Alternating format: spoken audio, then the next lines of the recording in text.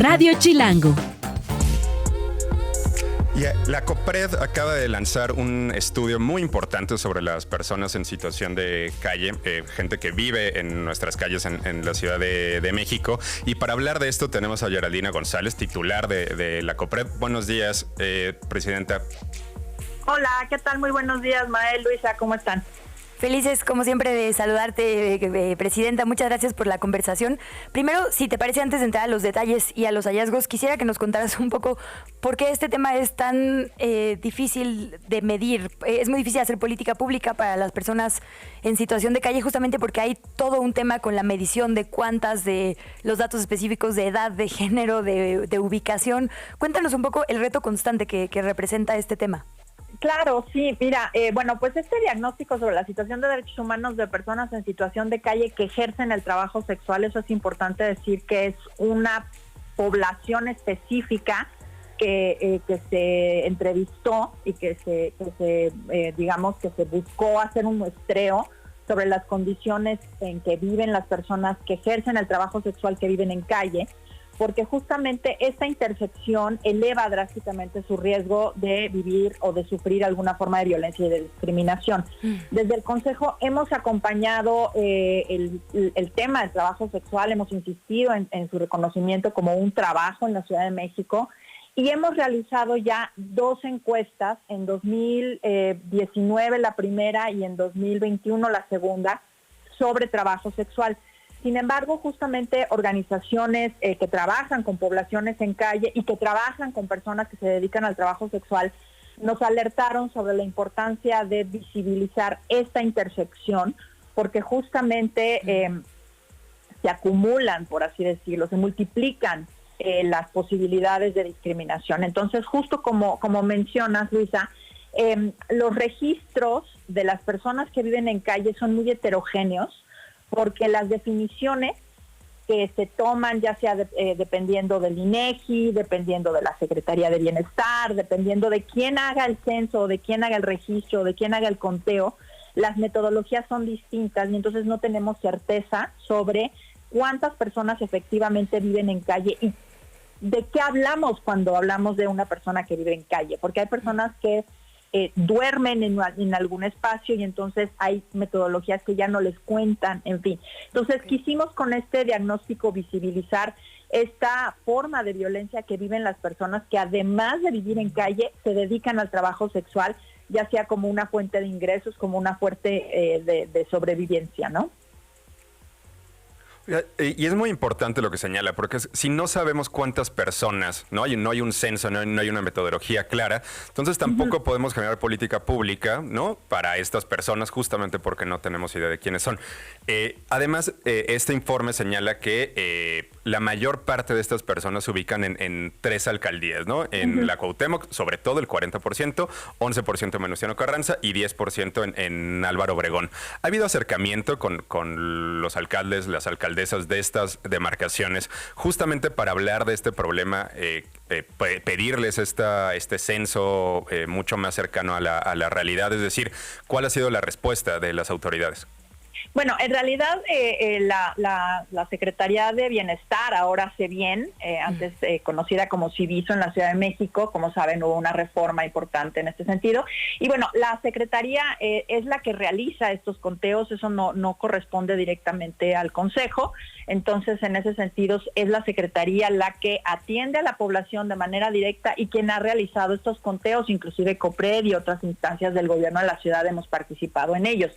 La cuestión acá es que no checan los números, digamos, con los que puede tener cada alcaldía, con los que puede tener la Secretaría o con los que encontramos en el Censo 2020 del INEGI. Entonces, es importante, digamos, distinguir que los registros son muy heterogéneos y por eso no hay una certeza, pero la Secretaría ciertamente es quien ha realizado estos conteos. Ahora, lo importante de este estudio, más allá de destacar la cuestión de los registros, es destacar cómo ciertas personas en una situación ya sea de problemas familiares, por ejemplo, que es algo que se destaca, que hay personas que han vivido siempre en el espacio público a causa de problemáticas que les impactan en su pertenencia a los sistemas familiares, por ejemplo, personas que se encuentran en situación migratoria o desplazadas dentro del propio territorio nacional. Es importante que 40% de la muestra es una muestra muy pequeña, es una muestra de 31 personas solamente, pero justo por la invisibilidad que tiene esta población que vive en calle y que se dedica al trabajo sexual es que no tenemos, digamos, un muestreo mucho más amplio. Pero la idea aquí es visibilizar que el 40% de estas personas son personas extranjeras o son personas que no son originarias de la Ciudad de México. Entonces, ¿qué está pasando con esas personas que llegan a esta ciudad y que no encuentran un espacio en donde desarrollarse, en donde vivir, en donde trabajar, ¿no? Y justamente esta es parte de lo que queremos visibilizar. También otra cosa importante que queremos visibilizar con este diagnóstico es la inexistencia de documentos de identidad. Un problema, por ejemplo, que se tuvo durante las vacunaciones con el COVID tuvo que ver precisamente con la inexistencia de identificaciones en las poblaciones que viven en calle y su imposibilidad para en ese momento vacunarse. Se logró, afortunadamente tuvimos una coordinación muy importante desde el Consejo, desde las organizaciones de la sociedad civil, junto con quienes estaban organizando las vacunas, principalmente con la DIP, para poder vacunar a las personas que no tenían un CURP, que no tenían una identificación, y son poblaciones que se encuentran en situación de migración y que viven en calle, por ejemplo, ¿no? Otra cuestión, por ejemplo, la cuestión de los baños, ¿no? Otra cosa que también visibilizamos en este diagnóstico tiene que ver con la ausencia de una infraestructura sanitaria pública y accesible para las personas que se encuentran en esta situación. Y por último, pues el tema de la violencia. Justo acabamos de sacar una campaña junto con la organización El Caracol para visibilizar cómo las personas que viven en calle son insultadas, son amenazadas, son golpeadas, son extorsionadas por parte de vecinos, por parte de personas que transitan en las calles y también desafortunadamente todavía por parte de algunas autoridades. Entonces, justo la idea de este estudio es visibilizar esas situaciones para que pues podamos empezar a trazar acciones orientadas a atender los temas que importan a estas poblaciones, pero sobre todo acompañarlas en dejar la calle y poderse incorporar a un empleo, a una vivienda, etcétera.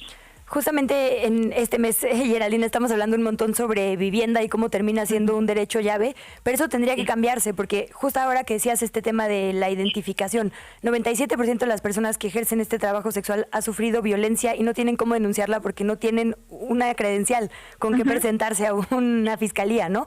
Esto también les impide conseguir trabajo, les impide un montón de cosas, y el tema es que para tener una INE necesitas un domicilio.